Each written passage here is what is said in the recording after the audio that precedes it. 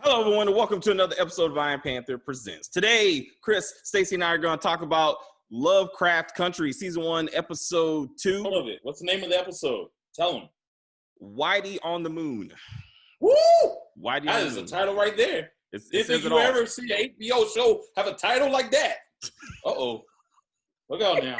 All right. Look out now. I thought that was an episode of Jeffersons for a second. With a name like that? And the Jeffersons. The Jefferson theme song was a good touch. It was a good touch to the choreographed dancing of Letty, of Uncle George. I mean, clearly Tick was on his own thing. He's like, ain't no dancing this bullshit. Like, there's some stuff going on here that we need to get into.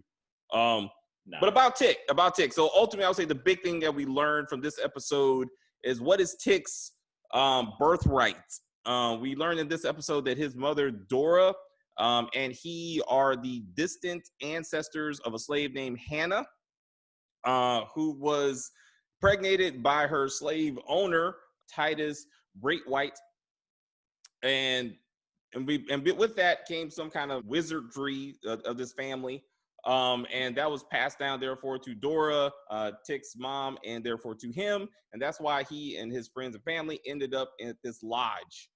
And he will be used to do what Titus tried to do in 1833, which didn't work out for Samuel now. It did not work for Titus back then, because both of them died trying to use black people to get to the promised land. That's basically what these white men tried to do, trying to get back to the Garden of Eden. Stop using us. Huh? Stop using us. Stop using us. Consequences and repercussions. I think that's the theme of this show. Like, even last week was like, stop trying to live off the backs of black folks. Like, I think that's almost maybe the theme of this episode. But anyway, Stacey, what do you think was the most interesting about this episode? So my question was, they obviously took the dad in order to lure in the son. But I was thinking, like, okay, if the family has powers, why not use the dad since you have the dad? And I think Chris pointed out that the lineage goes through the mother. So the dad wouldn't have the power in his DNA to do what they need to do. So I thought that was interesting. Chris, how does this storyline compare to the book? Slightly different. Oh, you mean the episode itself? Well, the whole storyline about the ceremony and trying to get back to Eden, like, was that in the book? Yeah. I mean, yeah, it's very, very similar in a way. As far as I mean, like, how you finding out obviously the lineage with Tick, and him being utilized as which I can't remember anyway. The conduit, or like a vessel, like the conduit. Like, there we go. Yeah, conduit. The conduit to open up this portal to Eden when everything was pure. So that remained constant.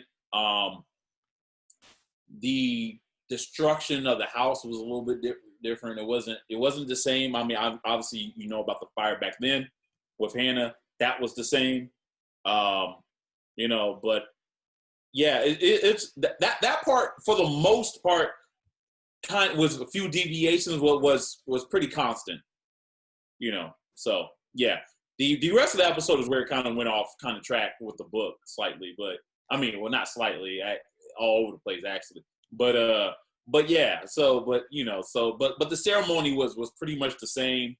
Him being kind of more superior, the fact that Tick is more superior in the hierarchy than the majority of the entire order, and him essentially telling the rest of those members to get the fuck out.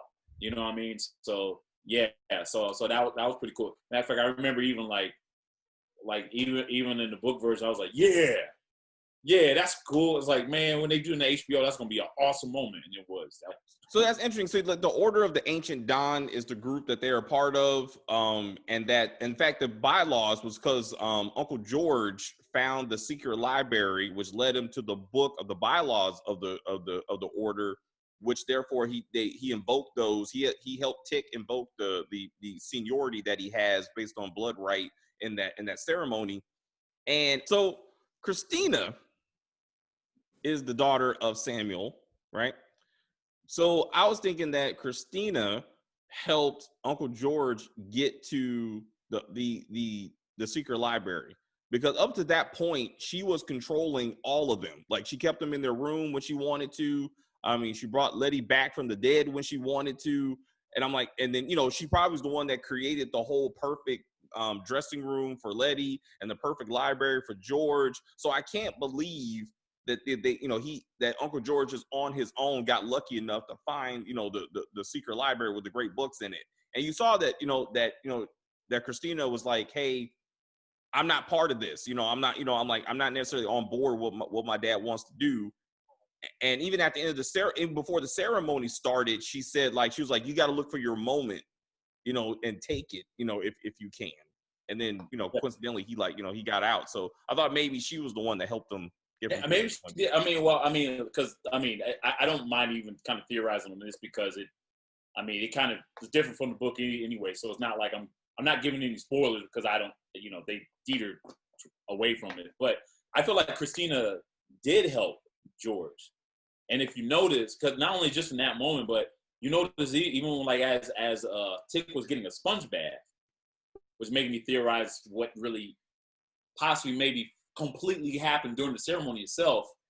She was the one that kind of put the ring on Tick's hand. And if you notice that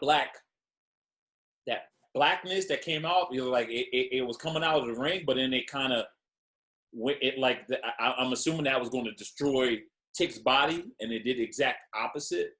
You know what I mean? Was that a way of Christina going against her father in a way? You know what I mean? So, but yeah, because she was really upset, as you saw. She was really upset throughout the entire part. Like, she was upset with the whole idea that she could not play with the boys, essentially. And that was, and I will say this. So I will bring up the book for this. So there's a gender swap that they did in the show. Samuel in the book had a son, and the son's name was Caleb, not Christina.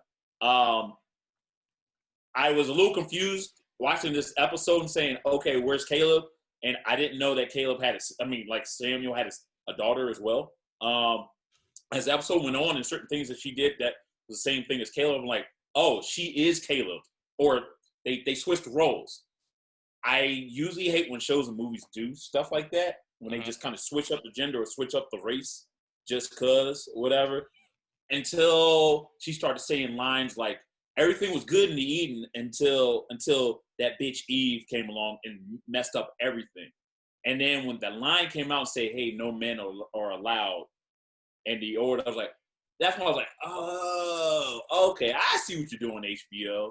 Like, maybe it's like form. I theorize that they're trying to formalize something where it's like Christina's not allowed to do something, or maybe they're trying to do a parallel to how the age of, like, during the Eden, like, in Eden, Adam was cool, but then the idea of, people say, how people always say, like, Eve came and messed it up.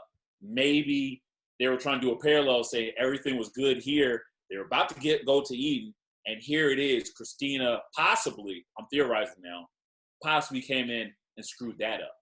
Maybe, perhaps. Which is probably why she wasn't even invited in the first place, because it was only the white men. There was only white men at the beginning. The superior race, just Adam himself, which is why Samuel called himself Adam. He is Adam. There is no Eve. There's no other, just animals who I will put in order. There is no woman. It's just men. So I feel like, I think that's, I don't know. What do you think? I think that's possibly why they probably changed the gender for it. So I wasn't for it at first. As the episode progressed, I was like, okay, I'm with it. I'm with it. So. What about you, Stacey? What do you think? I did feel like they were trying, not really undermining her, but kind of challenging her worth, kind of to the organization. Like, you're one of us, but you're not really one of us, kind of thing. Okay. And so when she made that comment about, oh, Eve messed everything up, it was kind of like, okay, since I'm the woman here, I'm going to mess everything up. I'm going to spoil the garden, so to speak. So maybe she did do some type of protection spell on Tick, or she did something to kind of keep him from being fully taken into the spell, maybe. But it's interesting how Titus also was foiled by a woman. I mean, and so in 1833, it was Hannah ultimately that brought, you know, that brought that down and killed Titus and the rest of them, really. So maybe that is maybe that's the theme that they're trying to go with, you know, this time. But in this one, you also, so you got Williams. I was like, what was Williams' ultimate role? Because I was thinking maybe William is the one that went to Chicago to get Montrose, because Sammy said it was a man that he saw with him. So I'm thinking maybe William at Christina's order, since it was her idea to use Montrose to get Tick to come down in the first place, she sent William up there to get Montrose. Then Christina goes up to make sure Tick and, you know, whoever he brings, not she want him to bring anybody, but that him and Uncle George and Letty make it down safely to them. Since you saw her in last episode, now you know who she is. You know what her big role was. Now you know that she has magic. You realize that she did use magic to flip that truck over her car last episode. That's why it flipped in right before it hit the car. So you saw that. But what guys? It wasn't like they used horrible CGI. I know a lot of people like, oh, HBO's losing it. Like, you could clearly see the car flipping before it hit the silver. Right? It's like, dude, I know season 8 of Game of Thrones was horrible, but damn, update your CGI. And I'm like, y'all fools. I'm like, y'all idiots. Just wait, okay? So now that, you know, that the lodge has burned down again, or is destroyed again, where is Christina and William? Like, did they make it out? Would they turn to stone? Are we gonna see them again? I mean, it'd be interesting. I mean, so Chris, since she's based on the son in the book, does the son have a major role after this? I mean, do you see him, the son, again? Oh yeah. Okay. Yeah, Christina's alive. I feel like even spoiling that, but you know, but yeah, no, yeah. All right, so she'll be back. Well, what about William?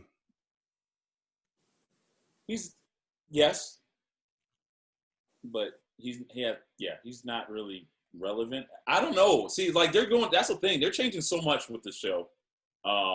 Even with even the way it ended was so different. So I take that back. I don't know. I mean, well, I don't know how you do a show, how you would do the show without Christina. I mean, because she's a major component. Or, sorry, Caleb, in the book, Caleb, the male version of Christina, Caleb, is a very major component to the story of Lovecraft Country. Obviously, yes, our 3 heroes here are the major components too, but the other constant is Caleb Greatwhite, which is now Christina Greatwhite.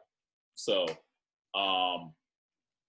yeah, so I but HBO being HBO, I don't know how much other stuff that they're going to possibly change. William, I don't. He was more seen as like more of like the butler character and whatnot, and it was I think in the book version, all his character was really served to do is to flip the whole idea of having a servant on his head, and the whole idea of having a black servant serve a white man, and all of a sudden you have a white man serve these 3 black characters. Yeah. And them being very like gentle and being like very like, oh, you know, everything's good. So, you know, and that was pretty much his role. But yeah, he survived. In the book version, he survived too. He survived. So, yeah. So looking into Tick and his family dynamic, we learned more about his family situation. So with the discovery of his dad Montrose popping up out of the ground like a groundhog or some shit, and I was like, all right, that's just weird. I don't know. That was kind of interesting though. That part is different too. In the book, they just get him out of the damn jail or the dungeon area, You know what I mean? So they changed that up. You know, but the family reunion was pretty much the same. The whole like, oh, let's hug it out. Oh no, we ain't hugging this. We ain't hugging out that. And that part of that was the same. Matter of fact, I thought the show version was even more grittier, just more like what the fuck you doing here? Yeah, he's a good actor. So we get the beef between Montrose and Tick. Why didn't they have a good relationship? Is that explained in the book? Why Montrose and his daddy, his son don't get along? Well, they kind of talked about in the episode. They basically, I mean, you know, a lot of it had kind of passed on through what happened to Montrose as a child with his father. So you know, so that's kind of more of what's happening.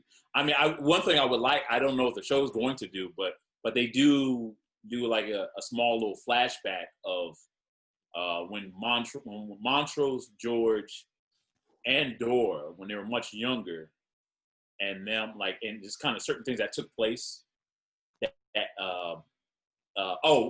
with their father as well, and why Montrose and George's father, why he is so tough on Montrose compared to George, you know what I mean? And yeah, just stuff like that. I don't know if they will touch on it, but it kind of for me reading it kind of made me feel for Montrose actually a lot, because the entire time you're just thinking like, damn, Montrose is just a freaking asshole. Like, what the hell? But the book, at least in the book, with certain flashbacks they give you, they paint another side of it. You know what I mean? Yeah. So, I mean, no matter what, you know, you know, you fighting with your child is never good ever. But you see the trauma that he deals with, and then the whole idea of him losing his wife, and him, you know, and the grief that he deals with, and all of that. It if anything, I hate to say it kind of mirrors what you see in society. You know, like you see that in families today. So I do appreciate HBO for kind of keeping that, you know, kind of keeping with that notion, because I didn't know how much they were going to change. But that's that brought a level of realism. You know what I mean? Like, everyone's flawed. Even like, you might have heroes in the book and whatnot, but each hero is flawed some way. You know, you see that with Letitia with the whole idea of her like missing out, like her moving around and her missing out on her own mother's funeral and whatnot. George, you know, messing around on his brother's wife, Tick, and what did he actually do in the war? Like, certain things that he didn't want to talk about.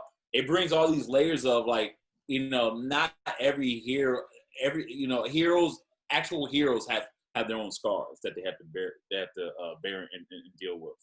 So, and that's what I love that they're showcasing so far in just these 2 episodes. So, you know, and I think we're going to see more of that. So with that, it looks like in this episode that George believes that he's actually Tick's dad. You saw that in the delusions that I would assume Christina put them under, that George, his love was Dora, was actually, you know, Tick's mom, which he pulls out a picture of her in the first episode when I went back and watched it, and he was at Letty's brother's house, talking on the phone. He talked to his daughter, talked to his wife, he hung up the phone, and then when he was going through his wallet, he pulled out a picture of Dora. And I was like, oh, you don't think about it till you see her in this episode. You're like, oh shit. I was like, okay. So he was with his sister-in-law. All right, let's go down this path. So then it's like, if he is the father, which probably why George is always defensive of Tick, where he's like, you know, stop treating your son like this. And then Tick and Montrose fight about it, you know, while he's bleeding, you know, and the fucking thing about, you know, like, this is my kid, we already solved this issue. Then I think that's going to be a thing, because I think Montrose is going to be gay in the show, because I think that it's going to be an issue that his father beat him. And I don't know if that's in the book. His father beat him because he went to go see like the black baseball players when they were coming in for training camp. And I'm like, why would you get your ass whooped over that? You know what I'm saying? And then last episode, like he went to the bar, he frequented the bar, and Sam was gay. So not to say they're all necessarily gay. Like I think they're gonna be like if George is Tick's dad, then I'm saying that I think maybe they're gonna say Montrose is probably gay, and therefore, I mean, and he got married to Dora either way. But I think somewhere that's probably gonna come out. I think. But I don't know. Do they flesh that out ultimately in the book about who's Tick's dad and everything? No, they don't. No, because he's not gay. No, he loved his wife Dora, and George didn't even have a relationship with Dora. So that could just be HBO just remixing it. So that whole thing is brand new. That whole, like I said, outside of that one scene, they went completely a different way with the book. There wasn't, George had love for his sister-in-law, but just as you normally would with a sister-in-law, and that was it. The only thing, I mean, and obviously, I guess it makes sense for a show. One thing you do have to do, like you do have to commit to, which is why I can understand these changes, is you have to give characters layers. It's hard to do that just in the book. Like, you know what I mean? You got your imagination, right? You got your imagination running when you're reading or whatnot. But when you are visually showing somebody something that's going on, that like you have to get rid of your imagination because it's already being shown here in front of you. So you have to take it and leave it. And I feel like that's what they're doing.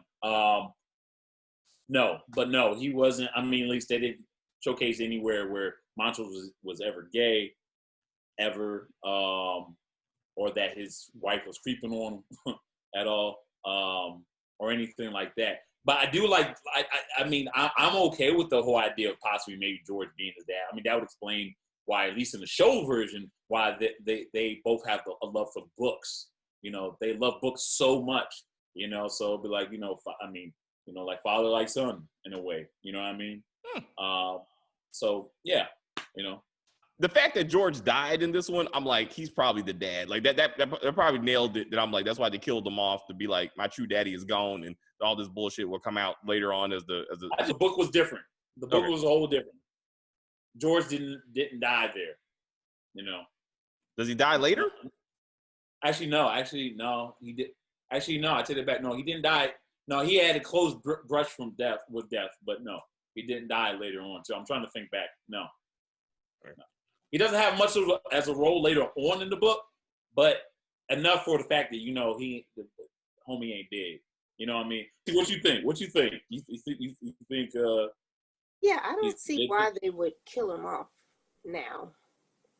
Yeah.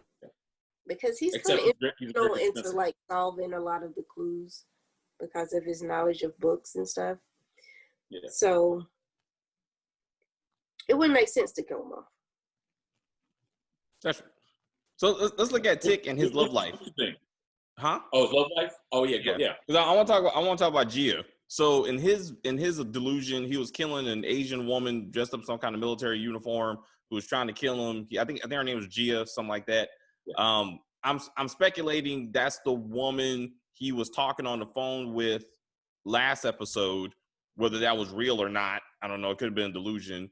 And represented by the woman that descended from the spaceship at the beginning of episode 1, that he has a love or someone in Korea, maybe a woman he was with, like he thought they had a relationship, and maybe he killed her in real life because she turned out to be like a North Korean spy or some shit, and she's actually dead. But I think she represents a real person in his life, I think.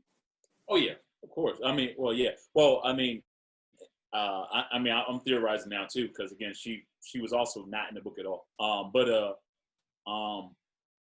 Yeah, I mean, for one, I don't. At first, I was kind of with you with the whole idea of like maybe he was hallucinating when he was on that phone. But now I watched it again. I watched the episode again. I was like, no, that was real, because even when he was giving that operator that huge number, yeah, when not, he seemed to be kind of embarrassed because I'm thinking like, damn, like back then that like they didn't have numbers that long.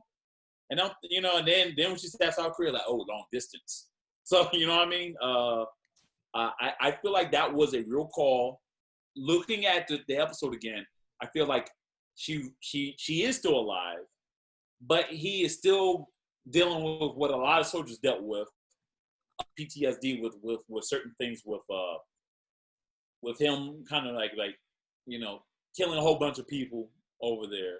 for a war that he, that he didn't want to take part in it, at all, which I think kind of, in a way, kind of repeats to why Muhammad Ali didn't want to go out there to begin with. He's like, I got no problem with them over in Vietnam. You want to send me over there to shoot a whole bunch of people who I ain't got no beef with. You know what I mean? So I don't know if that was done on purpose to kind of showcase, just like, which we'll probably see later on, that if he reveals what really happened over there. But I don't think she's dead, but I do think that she was a lover of Tick. So we see that Letitia really loves Tick. I guess that may actually turn out to be something. And I know I thought they were really together until they went around the house and you saw Tick like still stuck in the room. I was like, oh shit! I was like, that's not real. Now, when the snake came out of his pants, I didn't know what was about to happen before that. I was like, I don't know, this is gonna be a P-Valley moment or something. I mean, let's see what's gonna happen. But I was like, well, you were expecting a snake, but you didn't know what type. I didn't know what was gonna come out of his pants. Like, I thought they were actually gonna show it, and then like it was like the snake, like the painting. You thought you were gonna show the real snake. Yeah, I thought it was gonna be his real snake. I was like, I didn't know what they're about to do. I mean, HBO, it's an adult show; they can do what they want. But I was like, this is too much, because they were like focusing on it, and I was like, Yeah. But that was I thought that was a nice little comparison to that picture that you saw of Eve being under distress, like being on her back as Adam was coming with his snake. You know what I mean? So I'm wondering if that was just obviously all this stuff was all in their minds, Letitia's mind, George's mind, Tick's mind. But I wonder if, in a way, like you were kind of saying, Christina or someone was also implanting certain things in their minds as well, on top of the stuff that they already had in their mind. You know what I mean? But there was something that happened earlier when they were telling a story and they were saying the people had sex with beasts and something, and it was like a story that they mentioned in the first episode, I believe. Yes. And so when I saw that, I was like, oh, this is some type of ritual where they were alluding back to that story. When George and Tick were in the bookstore and Tick said, Dad is in Lovecraft country. Mm-hmm. And then George said, something, they had sex with animals, they made all kinds of, ceremonies, but he said that the book was based on Salem, but that stuff was like ritual. We don't know if it's true or not. But yeah, that's where they had that conversation and they talked about that. And then to see it, I was like, all right, let's see where this is going. But once you pull back, you see that likely Christina was putting on the spell, that because all Tick, George, and Letitia was all going through the same problem, and they were on display for the other members of the order, because they were watching them like through the magical windows or whatever. So it's almost like they were like animals in cages, like on display for these people. When they were look at it like an auction block. Like that was like, it was. I mean, the most clearest example is Zuba. I feel like there's a lot of symbols in this. And I feel like it was just the whole typical. I mean, granted, no one's going to be buying them, but like you, I think you pointed out before, like Get Out, for example. But I felt like it was just like putting black people on display, kind of humiliating them in a way. Like similar to how you saw Tick taking that SpongeBob naked and he had no say. Ooh, that was very hard to even watch, because it kind of reminded me of like watching like movies like 12 Years a Slave and whatnot, and them being like they were not under control. It was like they were it was under the control of these rich white men who basically kind of controlled them and their bodies. And in a way messed up their minds. You know what I mean? It was just, oof. There was a couple moments where I was just kind of cringed a little bit. You know what I mean? So, yeah. So, but I thought, but Stacey, what do you think about the black folks on display and under the thumb of the rich white men? I don't know. I didn't get that vibe from it. I was thinking more so of a looking glass type ritual. Where you're casting spells and you're kind of what was it Cinderella, or it was one of those fables where you go through the looking glass and you do, it's some type of ritual. So that's what I was thinking. I didn't really think the whole auction block, slavery type thing in that particular scenario. And so we still got two books. We got the book of names, which was the book of life and Genesis. So that book, I think, is maybe what Hannah took when she left, maybe, because she had a book in her hand. Yeah, that's a good question. I don't know. And then the book of dead names, which is the necromancy book, which is what Montrose mentioned. They were talking about the books in the car. So these are two books that are missing, and are we going to see them again? That may be how George comes back, if he comes back. I mean, that may be how they bring George back. But again, Christina was able to bring Letty back from the dead, no problem. I mean, she like legit died, and she was just like, well, there you go. So I was interested to see how, if she could do it like that, why couldn't she help George? Or maybe she was like, I'll leave that to my father. Yeah, for one, I was under the impression that Samuel healed her. That's I was under, which is why, like he kind of said my father keeps his promises. Like your uncle's gonna be okay. My father keeps his promises. No, and the reason why George, if you notice, George was not healed right then and there, because that was leveraged to have Tick to help them with the ceremony. No, I know that. I'm saying I still think Christina did it though, because he was talking to her. So Samuel was still trying to get the room set up and everything. But even Christina was like, we still need leverage. I mean, even she knew she need leverage over Tick to get him into the room. Because she's the one that lifted the spell that got their memories back, got George and Letty's memories back, so they can remember the monsters, which was hilarious. Because once they remembered that shit, they start screaming their asses off. And I was like, she wasn't hungry for pancakes or whatever she was eating that morning.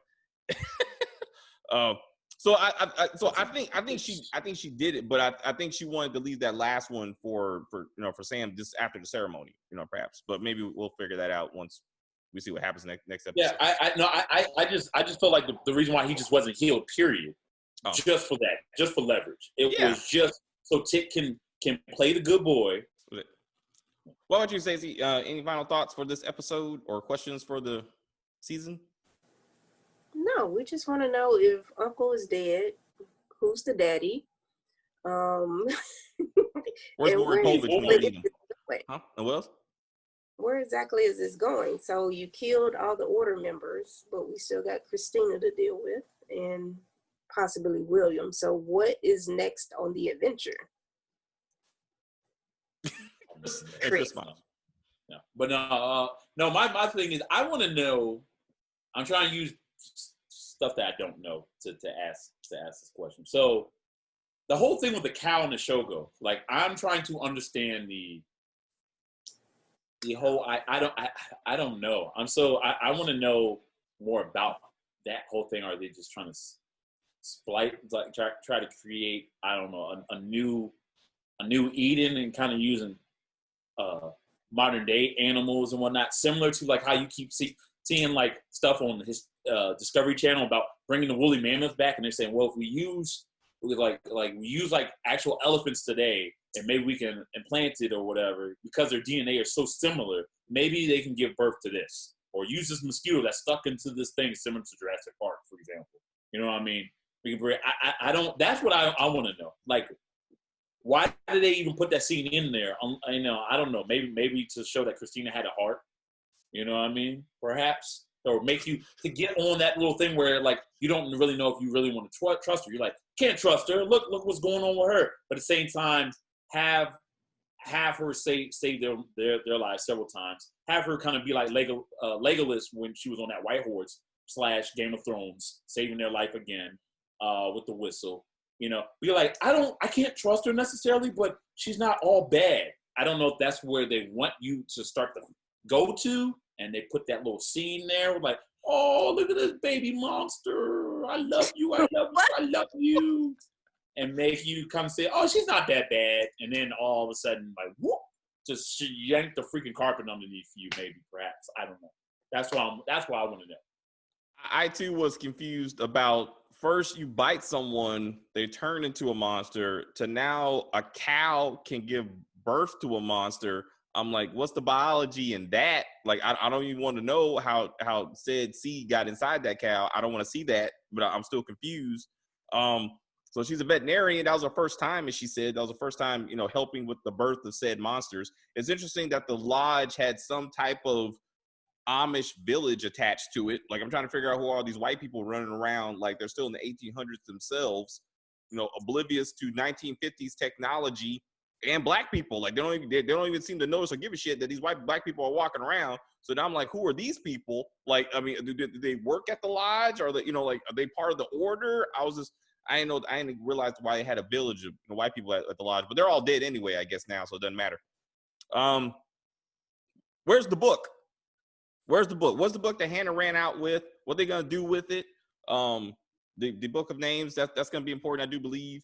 But as Chris said, you said like now, like they have the opportunity to give each character their own story, right? I think you were. Yeah, I mean, you see that in the preview. So I mean, I won't say. I mean, like at least in the book, every chapter was dealt with people's own experience after the events of the Great White's big mansion party. Like, they're like, whoo, we're gone. We're away from all this. Everything's good to go.